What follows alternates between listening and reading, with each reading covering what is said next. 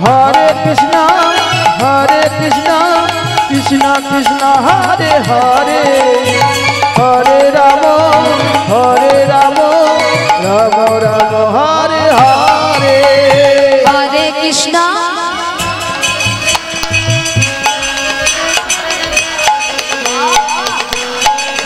अपूर्व अपूर्व हरे कृष्णा कृष्णा कृष्णा हरे हरे हरे राम राम राम हरे हरे हरे कृष्णा कृष्णा कृष्णा हरे हरे हरे राम राम राम हरे हरे हरे कृष्णा कृष्णा कृष्णा हरे हरे हरे राम राम राम हरे हरे हरे कृष्णा कृष्णा कृष्णा हरे हरे हरे राम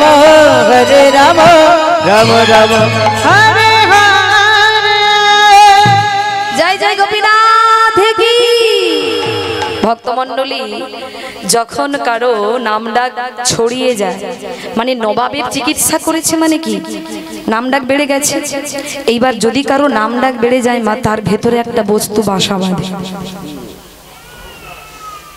অহংকার আর সেই অহংকার চলে এলো কার মুকুন্দের মা যে ঔষধে জগতের মানুষকে যে ঔষধের দ্বারা যে চিকিৎসার দ্বারা সারা বাংলার মানুষকে সুস্থ করেছেন নিজের স্ত্রী অনন্তা দেবী একদিন অসুস্থ হয়ে পড়লেন কিন্তু মুকুন্দ কবিরাজ নিজের স্ত্রীকে সুস্থ করতে পারছে না দিন দিন তার স্ত্রী মৃত্যুর কোলে ঢলে পড়ছে বাবা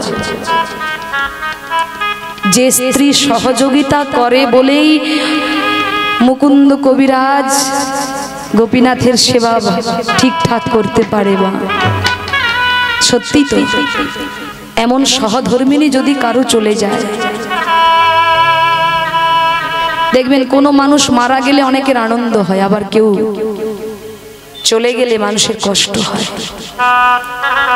গুণী ব্যক্তিরা চলে গেলে মানুষ চোখের জল ফেলে আর যাদের গুণ নেই যাদের দ্বারা জগতের কল্যাণ হয় না তারা চলে গেলে কেউ আফসোস করে কি করে না তাই মা অনন্তা দেবী যখন অসুস্থ হয়ে বিছানায় পড়লেন মুকুন্দ কবিরাজ সুস্থ করতে পারছে না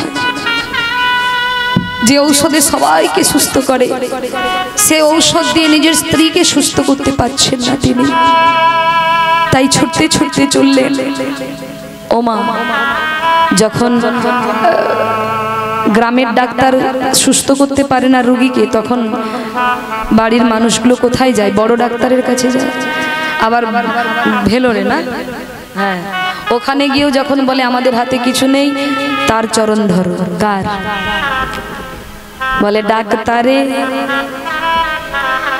ডাক্তারে ডাক্তারে আস্তে নাম ভাই পড়ে যাবি বাবা হরি বল তো ভক্তমণ্ডলী ভক্তিমতী মায়েরা তাহলে দেখুন সেই ডাক্তারের কাছে চলেছেন বড় ডাক্তারকে গৌর হরির কাছে শ্রীবাসঙ্গনে গৌর হরি কীর্তন করছেন ভক্তদের নিয়ে আর মুকুন্দ ছুটতে ছুটতে ছুটতে গিয়ে বর্ধমান জেলা থেকে নদিয়ায় গিয়ে শ্রীবাসঙ্গনে গৌর হরির চরণটা জড়িয়ে ধরেছে গৌর হরি হে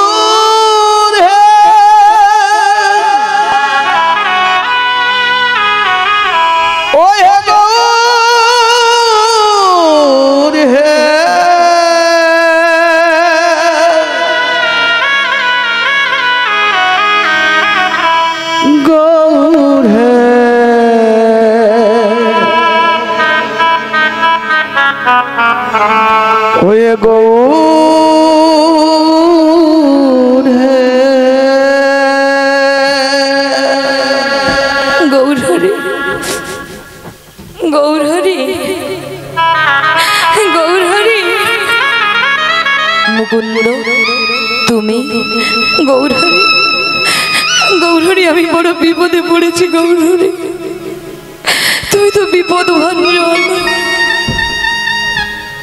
আমি বড় বিপদে পড়ে তোমার কাছে ছুটে এসেছি,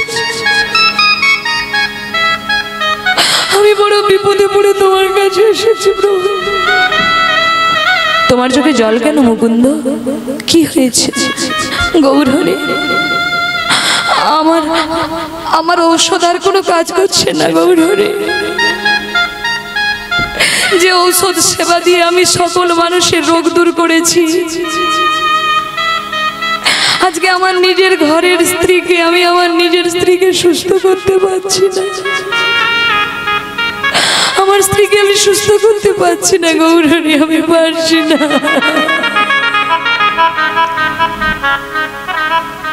কোন অপরাধে আমার এমন দশা হলো তুমি বলে দাও, আমার ঔষধ আর কোনো কাজ করছে না কেন, আমি কি এমন অন্যায় করেছি তুমি বলে দাও গৌরহরি, তুমি বলে দাও। মুকুন্দ কিছু মনে করো না, আসলে তুমি নিজেকে না বড় ডাক্তার ভেবে নিয়েছো, তুমি নিজেকে বড় ডাক্তার ভেবে নিয়েছো, তাই তো তোমার এই অধোগতি, তোমার ভেতরে অহংকার বাসা বেঁধেছে, তাই তোমার গুণগুলো নষ্ট হয়ে গেছে, তোমার ভালো গুণগুলো তোমার ভেতর থেকে চলে গেছে, তোমার ভেতরে অহংকার এসেছে মুকুন্দ। যেদিন তুমি অহংকার দূর করতে পারবে সেদিন আবার তোমার ঔষধে কাজ হবে মুকুন্দ। শেষ পর্যন্ত তুমিও নিজেকে ধরে রাখতে পারলে না গৌরহরি, আমার চলার পথে অনেক ভুল, আমার চলার পথে অনেক দোষ, কিন্তু গৌরহরি আমি তো আমার দেহ মন প্রাণ তোমার চরণে সমর্পণ করেছি, এই কর্মময় জগতে চলতে চলতে যদি আমার মনের ভুলে আমার ভেতরে অহংকার বাসা বাঁধে, যদি আমার চলার পথে চলতে গিয়ে মনের ভুলে যদি আমার ভেতরে অহংকার বাসা বাঁধে, দাও না প্রভু, দাও না তোমার কৃপা সূর্য দিয়ে, তোমার করুণার সূর্য দিয়ে আমার ভেতরের অহংকার তুমি দূর করে দাও না প্রভু, তুমি দূর করে দাও না, আমায় দয়া করো, দাও না প্রভু, আমার অহংকার দূর করো, আমায় কৃপা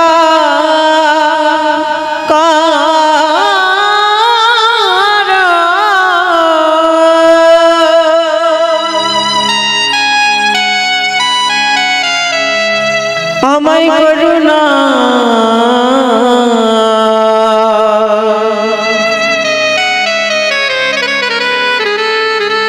আমায় করুণা করো। ভক্তমণ্ডলী, ভগবান পারেন গো, আমার গৌরহরি পারে মা, তার চরণ যে আশ্রয় করে তিনি যে বড় কৃপাময়, তিনি যে বড় করুণাময়, তার চরণ যদি কেউ আশ্রয় করে আমার গৌরহরি তার কৃপা দিয়ে তার ভেতরের সকল খারাপগুলোকে ধুয়ে মুছে পরিষ্কার করে তাকে চরণে ঠাঁই দেয়। তাই ভক্তমণ্ডলী, আজকে গৌরহরি বললেন মুকুন্দ যাও, আমি তোমায় আশীর্বাদ করছি, তোমার ঔষধ আবার কাজ করবে, তবে একটা কথা মনে রেখো, ভেতরে কখনো অহংকার এনো না, কখনো নিজেকে বড় ডাক্তার ভেবে নিও না, কখনো নিজেকে বড় ভেবে নিও না, তখনই তোমার পতন হবে। ভক্তমণ্ডলী, মুকুন্দ যখনই চলে যাবে গৌর হরি বললেন মুকুন্দ দাঁড়াও। এই বলে মুকুন্দের হাতে গৌর হরি কি দিলেন? গৌর হরির মুখে ছিল বাবা তাম্বুল মানে পান, সেই চেবানো পান গৌর হরির হাতে দিলেন। পান খেলে শরীরের অনেক উপকার হয়, তবে এখন যে ছেলেমেয়েরা পান খায় ওই পান নয়, ওই পান খেলে শরীরে ক্ষতি হয়। মহাপ্রভুকে তাম্বুল সেবা দিতে হয়, পান দিতে হয়। দেখবেন ভোগ যারা দেয় মহাপ্রভুকে তারা দেখবেন তাম্বুল সেধে দেয়, দেয় কি না? তা মহাপ্রভু সেই তাম্বুল চেবানো তাম্বুলটা মুকুন্দের হাতে দিয়ে বললেন মুকুন্দ এই তাম্বুলটা নিয়ে গিয়ে তোমার স্ত্রীকে খাইয়ে দেবে, যাও তোমার স্ত্রী সব রোগ দূরে যাবে। তাই মুকুন্দ কি করেছে? মহাপ্রভুর চরণে প্রণাম করে সেই চেমানো পানটা নিয়ে চলেছেন কোথায়? নিজের গৃহে, বর্ধমান জেলায় শ্রীখণ্ড গ্রামে। আর বদনে গাইতে গাইতে যাচ্ছেন ভজ গৌরাঙ্গ কহ গৌরাঙ্গ লহ গৌরাঙ্গে নাম রে। মায়ের একটা উলুধ্বনি করুন তো দেখি। আর আমার বাবা দাদা ভাই যারা আছেন একটু হরির ধ্বনি। ভজ গৌরাঙ্গ কহ গৌরাঙ্গ লহ গৌরাঙ্গের নাম রে। ভজ গৌরাঙ্গ কহ গৌরাঙ্গ লহ গৌরাঙ্গের নাম রে। ভজ গৌরাঙ্গ কহ গৌরাঙ্গ লহ গৌরাঙ্গের নাম রে। ভজ গৌরাঙ্গ কহ গৌরাঙ্গ লহ গৌরাঙ্গের নাম রে। যে জন গৌরাঙ্গ ভজে সে হয় আমার প্রাণ রে। যে জানা গৌরাঙ্গ ভজে সে হয় আমার প্রাণ রে। যে জন গৌরাঙ্গ ভজে সে হয় আমার প্রাণ রে। যে জানা গৌরাঙ্গ ভজে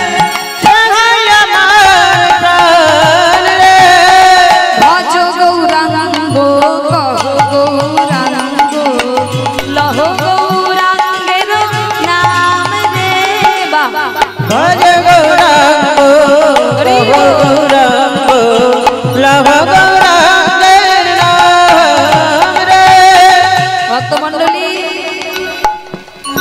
একটু থেমে যান।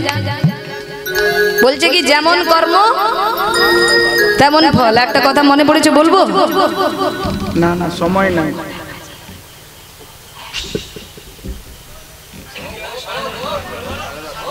বেশি রাত না খিদে পেয়ে গেছে ও মায়ের। না আর বেশি রাত করব না, কারণ আপনাদের তো কাজ আছে সংসারে, তাই বেশি রাত হয়ে গেলে আবার অসুবিধা আছে। ঠান্ডা হাওয়া দিচ্ছে। নিতাই গৌর হরি বল হরি বল। মানে রাত হয়ে গেলে চলে যাবেন না তো? সত্যি? ঠিক আছে, ভাবছি সারা রাত গাইব। চলো ভক্তমণ্ডলী, ভক্তিমতী মায়েরা, যেমন কর্ম তেমন ফল। জানেন মা, আমরা মনে করি অনেকে যে যে বেশি হরিনাম করে তাদেরকে বেশি কষ্ট পেতে হয়। অনেকে বলে না, দেখো বাবাজি হয়েছে তবুও কিরকম রোগ জ্বালা। হ্যাঁ ঠাকুমা বাড়ি যাবে? হরে কৃষ্ণ। ঠাকুমা বাড়ি যাবে? যাবেন না? ও এই এসেছেন। আচ্ছা নিতাই গৌর হরি হরি বল। তো ভক্তমণ্ডলী, ভক্তিমতী মায়েরা, তা দেখুন বাবা, দুই ব্যক্তি, একজন গেছে মদের দোকানে মদ খেতে, একজন এসেছে কীর্তন শুনতে। খুব মন দিয়ে শুনুন। এবার যারা মনে করে ভক্ত যারা হয় তাদেরকেই ভগবান বেশি কষ্ট দেয়, না, এটা আমাদের ভুল ধারণা। আপনি গলায় তুলসীর মালা পরুন, আপনি তিলক স্মরণ করুন, প্রসাদ ভোজি হন, আপনার পাশের বাড়ির লোকগুলোই ব্যঙ্গ করবে। আপনার বিপদে আপদে তারা বলবে এত ঠাকুর ঠাকুর করিস, কই ঠাকুর তো কিছু করতে পারলো না। বা কর্মফল কি ঠাকুর কইবে নাকি? ও মা, কর্মফল সবাইকে ভোগ করতে হবে। তা একজন কীর্তন শুনতে গেলেন, একজন মদের দোকানে গেলেন। তা যিনি মদের দোকানে গেলেন বাবা, তিনি মদ্যপান করে বাড়ি ফেরার সময় এক টুকরো সোনা কুড়িয়ে পেলেন, সোনা। আর যিনি কীর্তন শুনলেন, তিনি কীর্তন শুনে বাড়ি যাওয়ার সময় পায়ে হুচুট খেয়ে পড়ে গিয়ে পায়ের একটা আঙুল ভেঙে গেল। তাহলে আমাদের বিচারে আমরা কি ভাববো? মদের দোকানে যাওয়াই ভালো, সোনা পাওয়া যায়, আর সৎ পথে থাকলে আঘাত পাওয়া যায়। বলে শোনো, গাছে যদি দুটো, গ্রামে যদি দুটো আম গাছ থাকে, একটা টক আমের গাছ আর একটা মিষ্টি আমের গাছ, মানুষ কোন গাছটাই বেশি ঢিল ছুড়বে? ও, এর বেলা মিষ্টি, তাই তো? কেন টক গাছে কেন বিকবে না? তদনুরূপ মায়েরা, যারা ভক্ত হয়, যারা ভালো মানুষ হয়, তাদেরকেই তো আঘাতটা পেতে হয়। আর ভালো খারাপ মানুষগুলো দিব্যি বুক উঁচু করে ঘুরে বেড়ায়। তবে একটা জায়গায় কায়দা হয়ে যায়, পুলিশের গাড়ি দেখলেই লুকিয়ে যায়। বলে এত ভালো তো তুই, তাহলে পুলিশের গাড়ি থাকলে সামনে দাঁড়াতে পারিস না কেন? সৎ মানুষের কি এই ভয়টা থাকে? থাকে না। বলে সৎ মানুষ কষ্ট করে খাক, তবু তারা স্বচ্ছ, তারা সব জায়গায় হেঁটে বেড়াতে পারবে। আর অসাধু মানুষরা, তারা যেখানে সেখানে যাবার আগে 5 বার ভাববে ওখানে গেলে ঠিক হবে তো, ধরা পড়ে যাব না তো, কেউ ধরিয়ে দেবে না তো, সারা জীবন মনের মধ্যে ভয় দুশ্চিন্তা। তা দেখুন মায়েরা, এইবার পায়ের হোঁচট খেয়ে আঙুলটা ভেঙে গেল। কার? যে সৎসঙ্গ করলো। এবার মায়েরা, যখন ওই ব্যক্তির মৃত্যু হলো, চিত্রগুপ্তের কাছে নালিশ জানালো, চিত্রগুপ্ত, আমি সারা জীবন সৎসঙ্গ করলাম, সেদিন আমি কীর্তন শুনলাম, আমার পায়ের আঙুলটা ভাঙলো কি করে? আর ও মদের দোকানে গেল, অথচ সোনা কুড়িয়ে পেলো কি করে? এটা কেমন বিচার আপনাদের? আপনাদের বিচার যদি এরকম হয়, জগতের মানুষ কি শিখবে? তারা তো কেউ সৎপথে আসবে না। তখন চিত্রগুপ্ত বলছে, শোনো বাবা, ওই যে মদের দোকানে গেল সোনা কুড়িয়ে পেল, আসলে কি জানো, ওর পূর্বের কর্মফল ভালো ছিল। এ জন্মে ও রাজা হতো, কোটিপতি হতো, কিন্তু কর্মদোষে রাজা হতে পারেনি, কোটিপতি হতে পারেনি, সামান্য এক টুকরো সোনা কুড়িয়ে বাড়ি এসেছে। মানে কর্মফলটা নষ্ট হয়ে গেছে। যেটাও ভালো কিছু পেতো সেটা আর পেল না। রাজা মহারাজা হতে পারলো না, কেন? কর্মদোষে। পূর্বের কর্মফল ছিল রাজা হবে, কোটিপতি হবে, কিন্তু হতে পারেনি, কর্মদোষে সেটা নষ্ট হয়ে গেছে। সামান্য এক টুকরো সোনা কুড়িয়ে পেয়েছে। আর তুমি তোমার পূর্বের কর্মফল অনুযায়ী এ জন্মে তোমার একটা বড় অ্যাক্সিডেন্ট ছিল, যে অ্যাক্সিডেন্টে তোমার একটা পুরো পা কেটে বাদ দিয়ে দিতে হতো, তুমি বিছানায় পঙ্গু হয়ে পড়ে থাকতে, সারা জীবন কষ্ট ভোগ করতে। কিন্তু ভাগ্যক্রমে যেদিন তোমার অ্যাক্সিডেন্টটা ছিল, সেদিন তুমি সাধুর সঙ্গে বসেছিলে।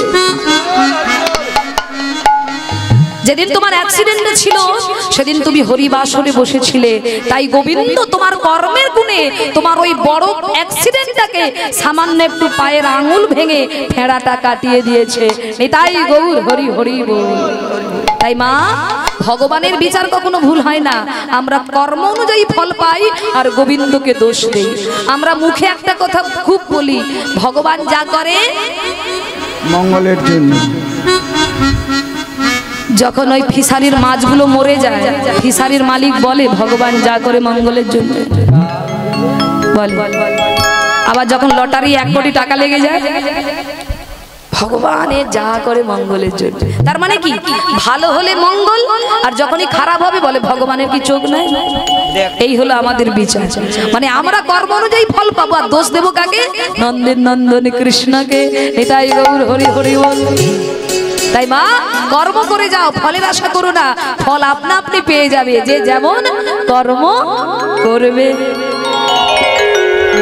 ভজ গৌরাঙ্গ কহ গৌরাঙ্গ লহ গৌরাঙ্গের নাম রে। ভজ গৌরাঙ্গ কহ গৌরাঙ্গ লহ গৌরাঙ্গের নাম রে। ভজ গৌরাঙ্গ কহ গৌরাঙ্গ লহ গৌরাঙ্গের নাম রে। ভজ গৌরাঙ্গ কহ গৌরাঙ্গ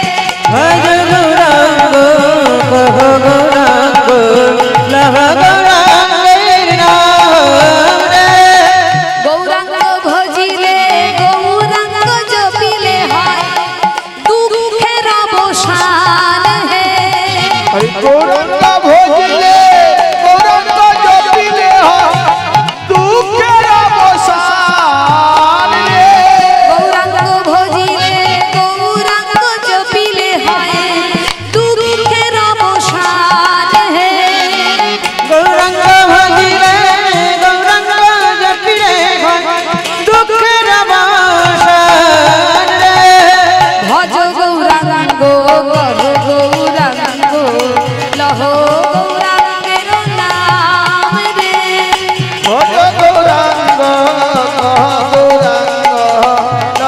गौरंग नाम रे ভজ গৌরাঙ্গ কহ গৌরাঙ্গ লহ গৌরাঙ্গের নাম রে भज गौरंग नाम रे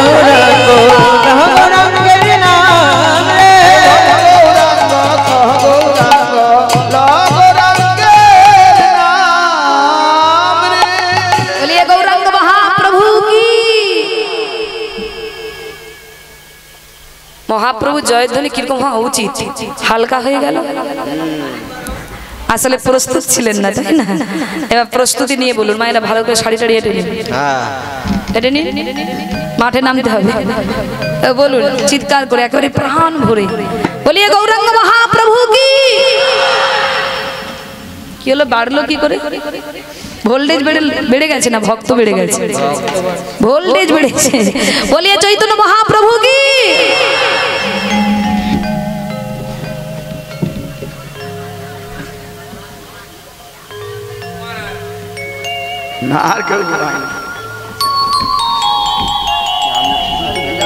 हाँ करो देखी हाँ करो देखी हाँटा करो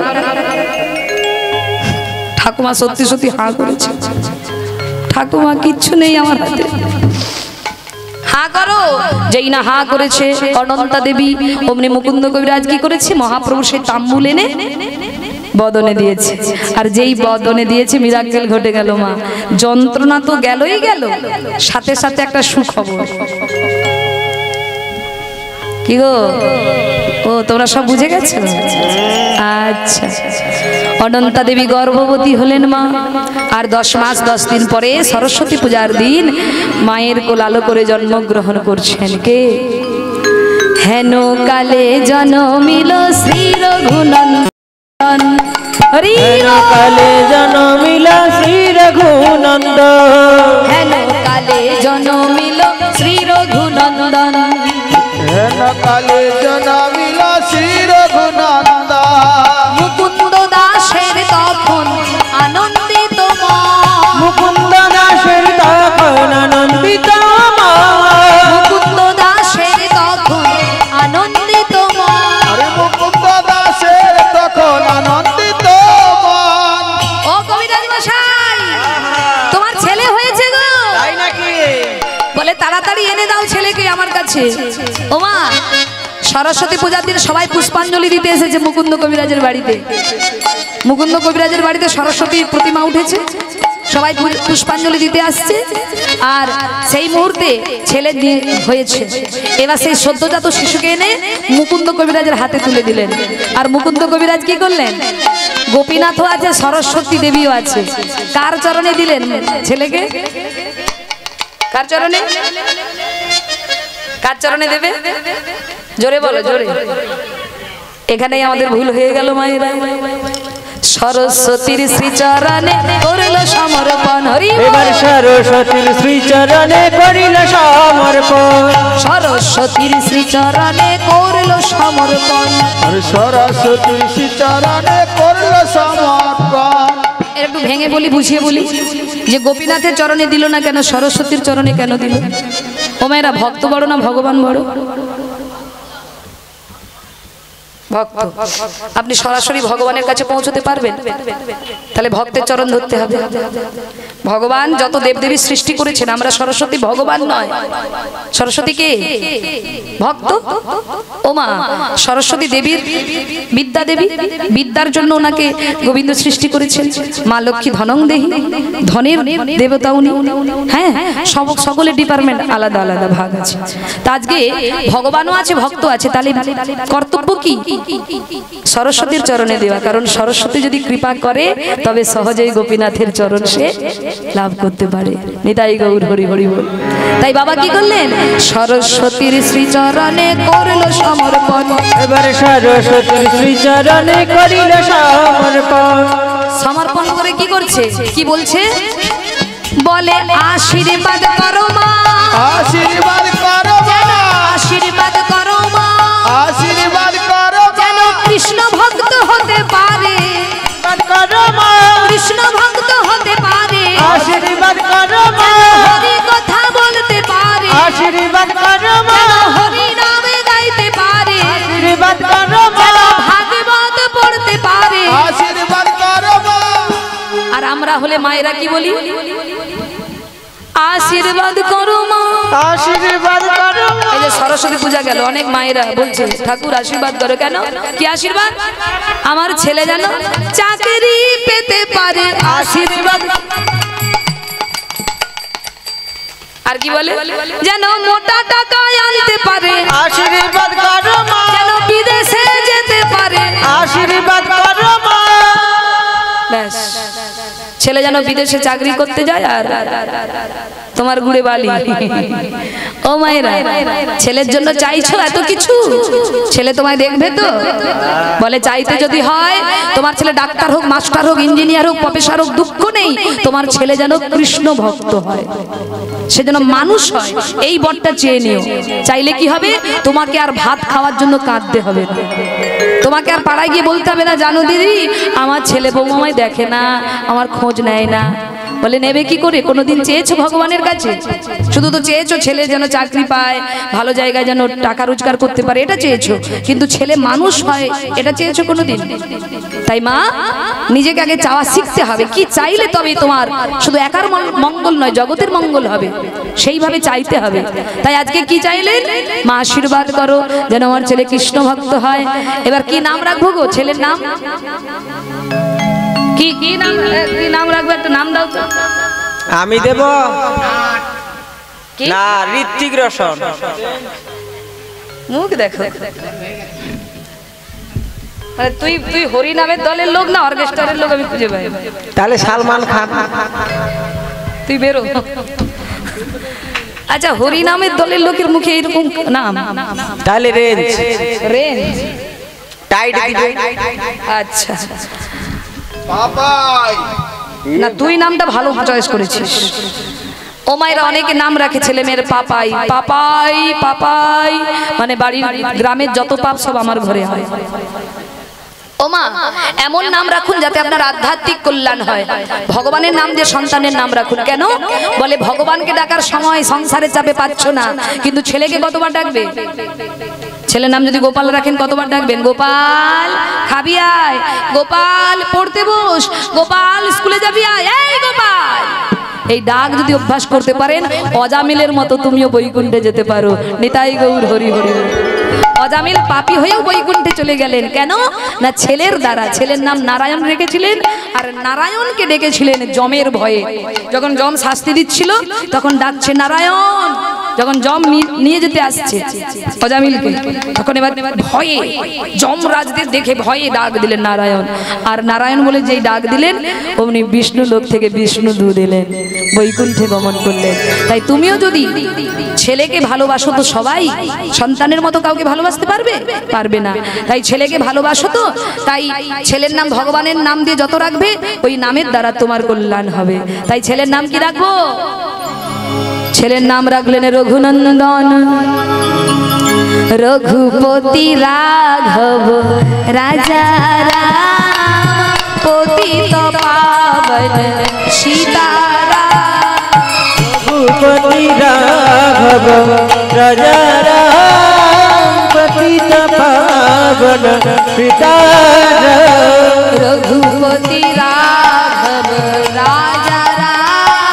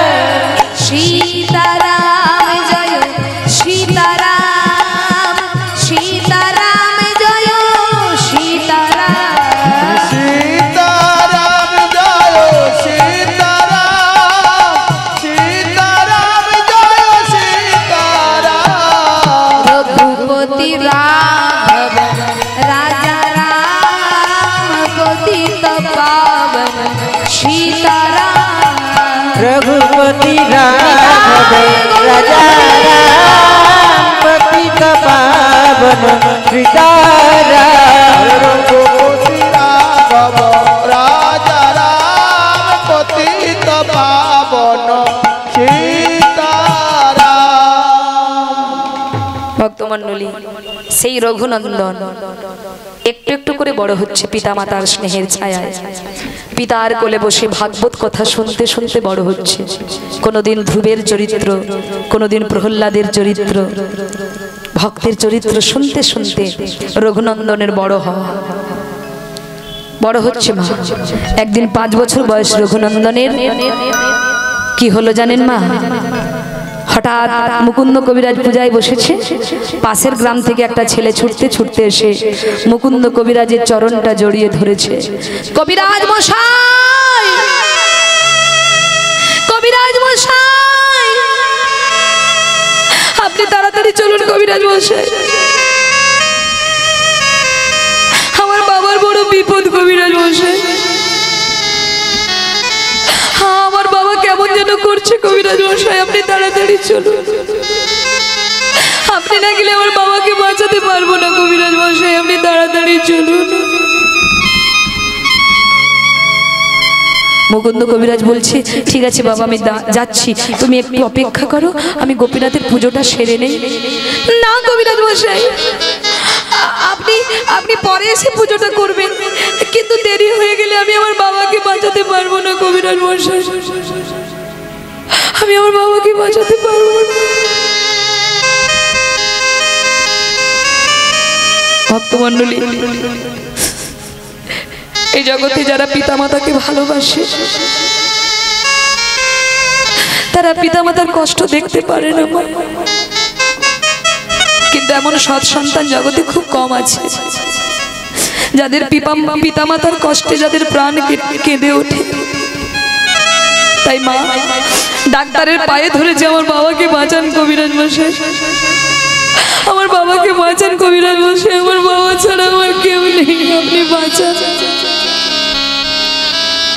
আর যখনই পায়ে ধরেছে মুকুন্দ কবিরাজ ভাবছে, না না আমাকে কিছু একটা করতেই হবে, কিন্তু পুজো ছেড়ে উঠে যাব কি করে? তাই হঠাৎ মনে পড়লো, আচ্ছা একদিন তো আমার ছেলেকেই সেবার দায়িত্ব নিতে হবে। তাই ডাক দিলেন। এই শেষের মুহূর্তটা মন দিয়ে শুনবেন সবাই, এক মনে শুনবেন, অন্যদিকে মন একদম দেবেন না। এতক্ষণ মন দিয়ে শুনেছেন, আর একটুখানি মন দেবেন।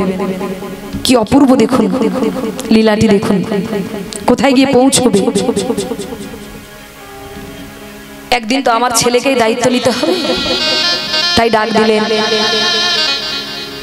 রঘু রঘু রঘু।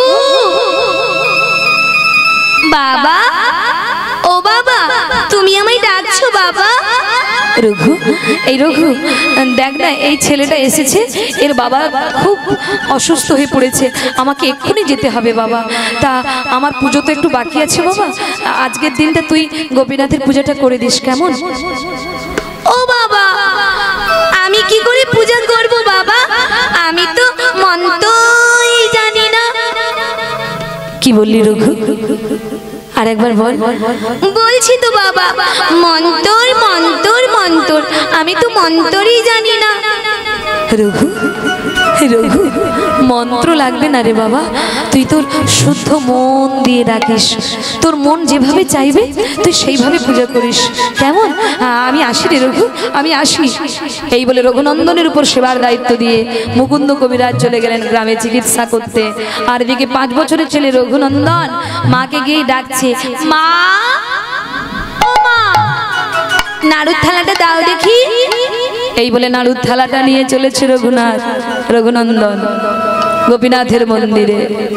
আর মন্দিরে গিয়ে গাইছে, গোপীনাথ আমার অনেক দিনের ইচ্ছা ছিল, আমি লুকিয়ে লুকিয়ে প্রত্যেক দিন বাবার সেবা দেখেছি, কিন্তু আমারও মনে মনে ইচ্ছে ছিল আমি তোমার সেবা করব। তাই আজ আমি তোমায় মনের মতো করে সাজাবো গোপীনাথ। আমি সাজাবো তোমারে মোহন সাজে,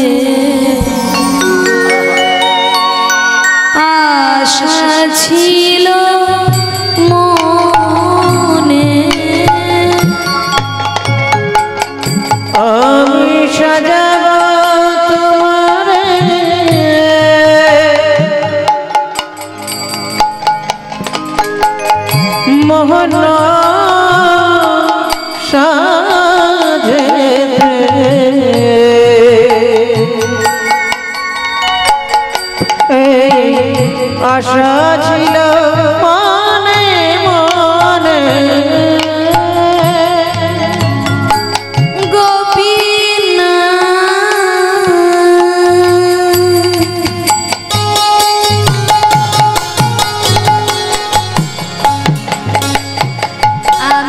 সাজাবো তোমারে মোহন সাজে আশা ছিল মনে আমি সাজাবো তোমারে মোহন সাজে আশা ছিল মনে মনে। জানো তো গোপীনাথ, আমি তোমায় কোন ফুল কোন চন্দনে সাজাবো জানো? শোনো ও গোপীনাথ, গোপীনাথ শোনো তাহলে। মিশাইয়া ভক্তি চন্দনে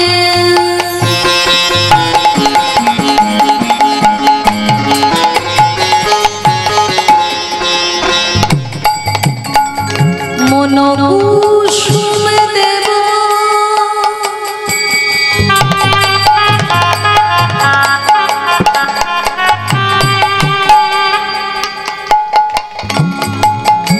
ওরা চরণে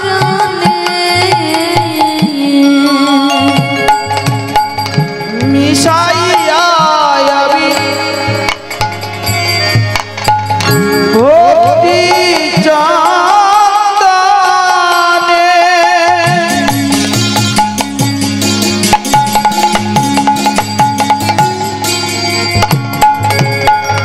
মন কুসুম দেব ওরা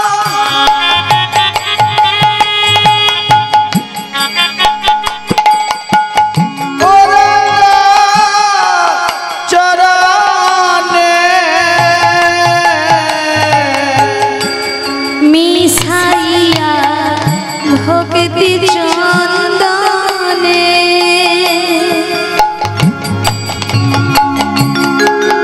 মন কুসুম দেব ওরা চরণে আমি মিশাইয়া ভক্তি চন্দনে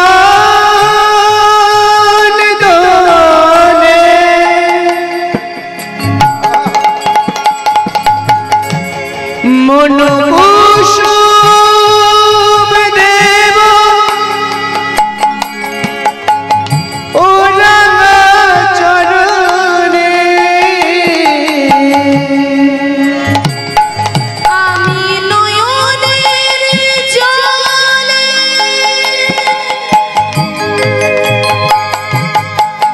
ধুয়াইব চরণ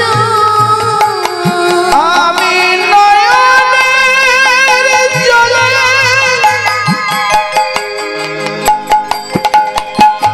ধুইব চরণ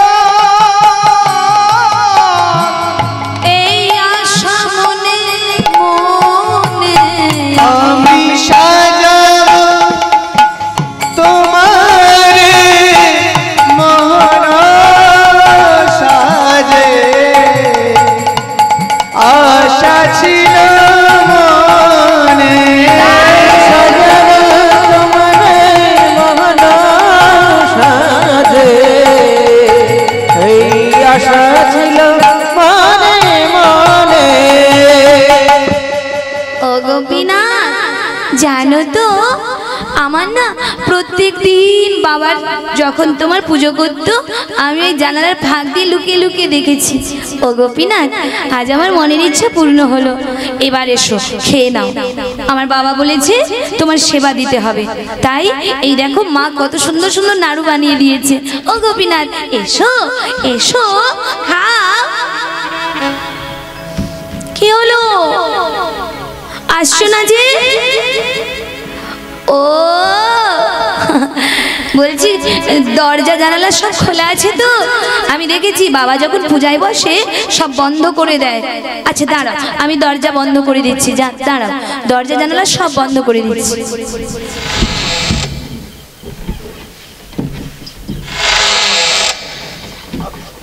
ও গোপীনাথ, গোপীনাথ দেখো, আর কিন্তু কেউ দেখতে পাবে না, তুমি আর আমি। ও গোপীনাথ এসো, এবার খাও। কি হলো? আসছো না যে? হরি বল, হরি বল। এসো। ও গোপীনাথ খেয়ে নাও, এসো খাও। ও দেখেছো, তখন থেকে বলছি খাও খাও খাও, অথচ হাতে বাঁশি ধরিয়ে রেখেছি আর মাথায় চূড়া পরিয়ে রেখেছি। দাঁড়াও, আমি চূড়া বাঁশি নামিয়ে নিচ্ছি। হাতে বাঁশি থাকলে কেউ খেতে পারে নাকি? মাথায় চূড়া থাকলে কেউ খেতে পারে নাকি? দাঁড়াও, আমি চূড়া বাঁশি সব খুলে নিচ্ছি। এই বলে চূড়ান মাথা থেকে নামিয়ে নিলেন, হাত থেকে বাঁশিটাও সরিয়ে নিলেন। কত আদর করে আপন করে ডাকছেন। ও গোপীনাথ, গোপীনাথ এসো না, খাও খাও না, খাও। খাবে না? ও, আমি এতক্ষণ ভেবেছিলাম হাতে বাঁশি থাকলে তুমি খেতে পারবে না, মাথায় চূড়া থাকলে তুমি খেতে পারবে না। না না না, তুমি আমার হাতে খাবেই না, তাই তুমি আসছো না। খাবে না তো গোপীনাথ? বাবা তোমাকে রোজ খাইয়ে দেয়, তুমি খেয়ে না। একটা দিন তো বলো, আমার বাবা সমস্যায় পড়েছে তাই চলে গেছে। একটা দিন তো গোপীনাথ, আমি হয়তো বাবার মতো মন্ত্র বলতে পারবো না গোপীনাথ, আমি বাবার মতো মন্ত্র বলে তোমায় সেবা দিতে পারবো না, কিন্তু বাবা তো বলেছে বলো, মন দিয়ে ডাকলে তুমি নাকি চলে আসবে। তাহলে তাহলে তুমি আসছো না যে? মন দিয়ে ডাকলেই নাকি হবে, কিন্তু আমি তোমার মন দিয়েই তোমায় ডাকছি গোপীনাথ। এসো না গোপীনাথ, এসো, এসো না। ও, তুমি খাবে না, বুঝেছি। আমি বাবার কাছে শুনেছি, যারা পাপী হয় তাদের হাতে তুমি সেবা গ্রহণ করো না, যারা পাপী হয় তাদের হাতে তুমি সেবা নাও না, বুঝেছি। আমি পাপী, আমি অপরাধী,